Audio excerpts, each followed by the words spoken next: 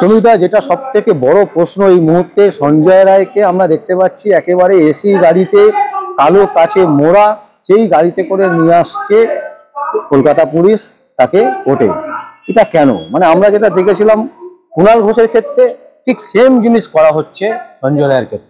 ও তার মানে একই, তৃণমূলের কাছে কুণাল ঘোষেরও যা গুরুত্ব, সঞ্জয় রায়েরও তাই গুরুত্ব। মানে একজন ধর্ষকেরও যা গুরুত্ব, আর তাদের রাজ্যসভার যে মানে অনারারি মেম্বার যিনি হতে যাচ্ছেন এবং অলরেডি রাজ্যসভার তিনি সভাপতি হয়েছেন, তারও গুরুত্ব সমান। আপনার ব্যাখ্যা যদি ধরতে হয় তাহলে এইটাই। এবং তৃণমূল যে ধরনের সম্পদে ভরপুর, যেভাবে তারা ভোট রিগিং করে জিতে থাকে, নিজেদের লোকেদের নিজেরাই মারধর করে তাড়িয়ে দেয়, তাতে এই ধরনের জিনিস তারা করতেই পারে। অ্যাকচুয়াল ব্যাপার হচ্ছে সঞ্জয় রায় প্রচুরবার মুখ খুলে ফেলেছে না, বলছে, এবং বিভিন্ন লোক জড়িত বোঝা যাচ্ছে, সে মুখ খুলে ফেলেছে, এটাতে তৃণমূলের মুখ পুড়ছে, যদিও মুখ আর নেই তবু অনেক কিছু হয়তো পুড়ছে।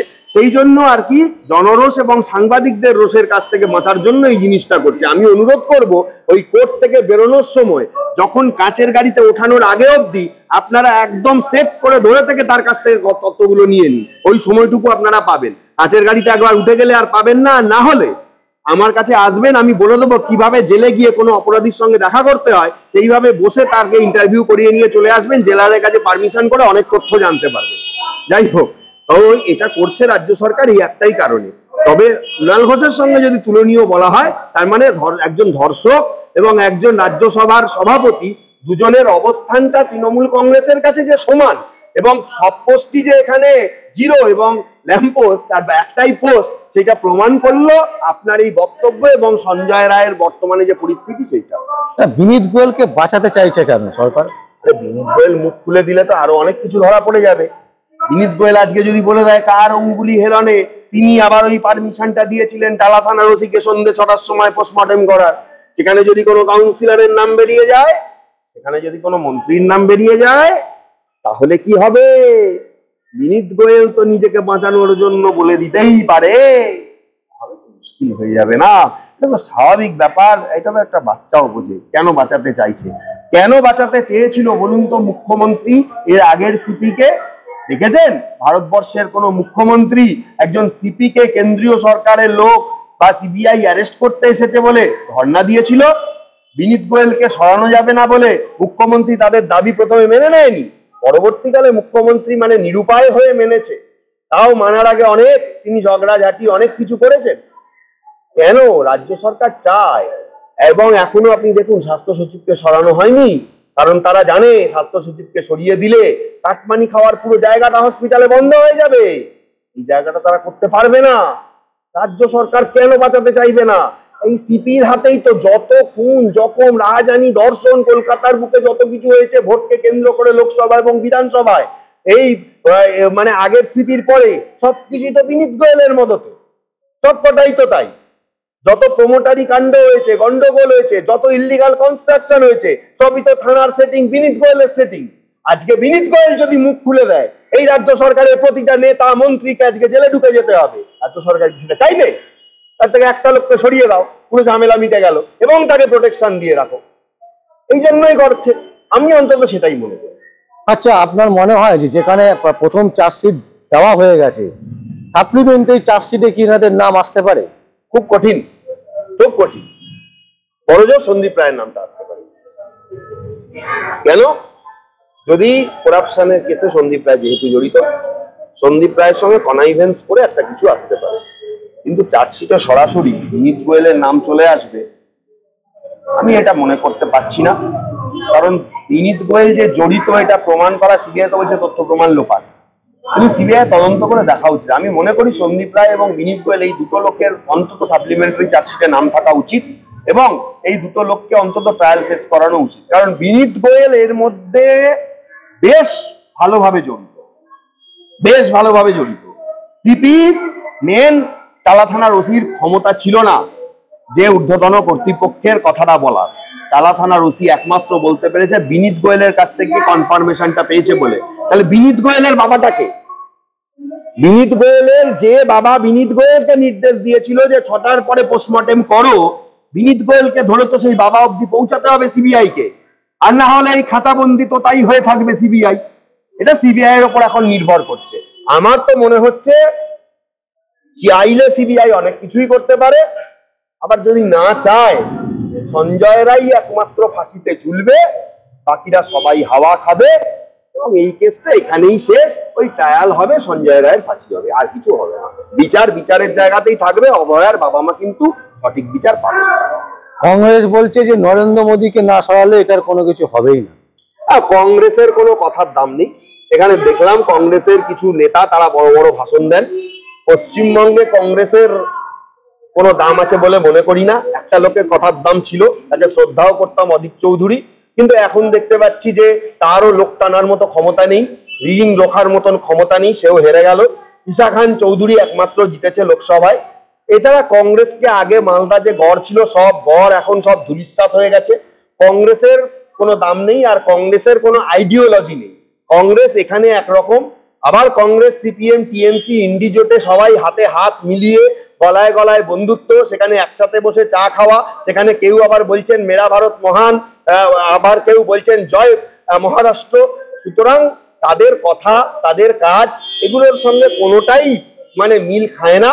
আর একটা জিনিস জানবেন, কংগ্রেসের সময় চলে গেছে।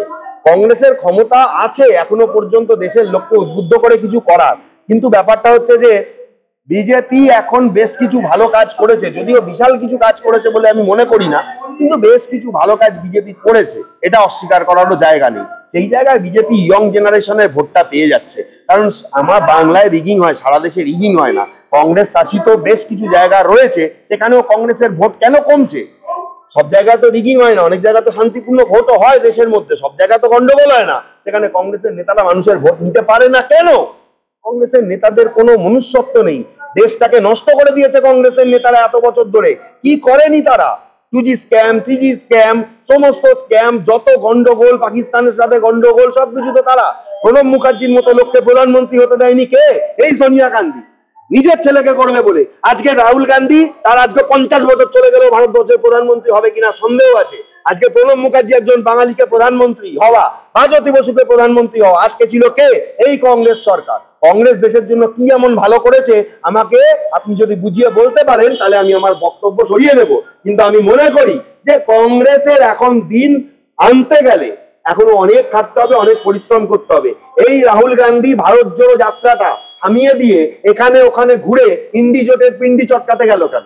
ভারত জোড়ো যাত্রাটার মাধ্যমে যেভাবে ও সারা ভারতবর্ষের লোকের সমর্থন পেয়েছিল, এইটাই ওকে লোকসভা ভোটের আগের দিন অব্দি চালিয়ে যেতে হতো, তাহলে আজকে কংগ্রেসের সিটের সংখ্যা যা আপনি দেখছেন তার থেকে অন্তত 50টা বেশি হতো। আমি রাজনীতি না করে এইটুকু বুঝি। এই ইন্ডি জোটের পিন্ডি চটকে কংগ্রেসের প্রতি মানুষের দায়বদ্ধতার জায়গাটা কংগ্রেস গলা টিপে নষ্ট করে দিয়েছে। সুতরাং কংগ্রেসের ভবিষ্যৎ একদমই উজ্জ্বল নয়। বিজেপি যদিও এখন ক্ষয়িষ্ণুর জায়গায় চলে যাচ্ছে, কিন্তু আরো 10 বছর বিজেপিকে আমি দেখছি।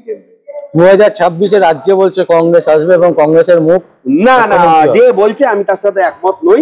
এইসব কথাগুলো বলছে, আমি দেখেছিলাম ওর ইন্টারভিউটাও আমি দেখেছি। আপনি যখন তাকে প্রশ্ন করেছেন কিভাবে আসবে, সে বলছে আমরা আসবো, কোনো ইকুয়েশন নেই। কে আনবে?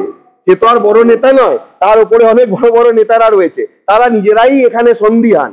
তাদের নেতাদের হাইকোর্টে দৌড়ে আসতে হয়। অধীর রঞ্জন চৌধুরীকে নিজের ভোটের ঘর বাঁচানোর জন্য হাইকোর্টে 5 দিন 6 দিন পড়ে থেকে নিজের মামলা নিজেকে লড়তে হয়। মানে তিনি বুঝতে পারছেন তার মামলাটা বুঝিয়ে বলার মতনও কোনো লোক তিনি পাচ্ছেন না। এটা আমরা চোখে দেখেছি, লোকসভা ভোটের পরেও দেখেছি। শুধু অভিযোগ অনুযোগ করে কিছু হয় না। মানুষের স্বতঃস্ফূর্ততা, সেই জায়গাটা কংগ্রেস অনেক আগেই হারিয়েছে, যার জন্য সিপিএমও আজকে একই অবস্থা। কংগ্রেসের সাথে হাতটা মিলিয়ে সিপিএম পুরো একদম মানে কি বলবো, একদম মানে গড্ডালিকা প্রবাহে চলে গেছিল। কারণ এই সিপিএম ক্ষমতা থাকাকালীন কংগ্রেসকে পেটাতো, আবার মানুষের সাথে তারা হাত মেলাচ্ছে, কংগ্রেসের সাথে হাত মেলাচ্ছে। আরে রাজনীতি করার স্বার্থে লোকগুলো কি ভুলে যাবে যে কংগ্রেসী লোকগুলো মার খেয়েছিল, যাদের বাড়ির লোকরা মারা হয়েছিল, তারা ভুলে যাবে? তোমাদের নাটকবাজি দেখতে আসবে লোক। এই জন্যই শুধু দুটো স্ট্র্যাটেজি আছে। দেখুন, আমি রাজনীতি করি না, আমি পরিষ্কার দুটো স্ট্র্যাটেজি বুঝি। কেন্দ্র দেখছে যে আমাকে যেখানে যেখানে আমি স্ট্রং, ঠিক আছে, লোকসভা ভোটে আমাকে কিভাবে বার করতে হবে, আমাকে মানুষকে তখন গ্যাসের দাম কমিয়ে দিতে হবে। আপনি জানেন, আপনার একটা ছোট্ট ঘটনা বলছি, কিছু কিছু জায়গায় রাজ্য এবং কেন্দ্রের কিরকম কনাইভেন্স দেখুন। বলছি, আমি একটা ওই আগস্ট মাসের দিকে, আগস্ট না তার একটু আগে হবে, নর্থ বেঙ্গলে গেছিলাম। একটা চায়ের বাগানের মধ্যে একটা চায়ের কোম্পানির সাথে আমার কিছু লিগাল কাজকর্ম ছিল, আমি সেখানে গেছিলাম।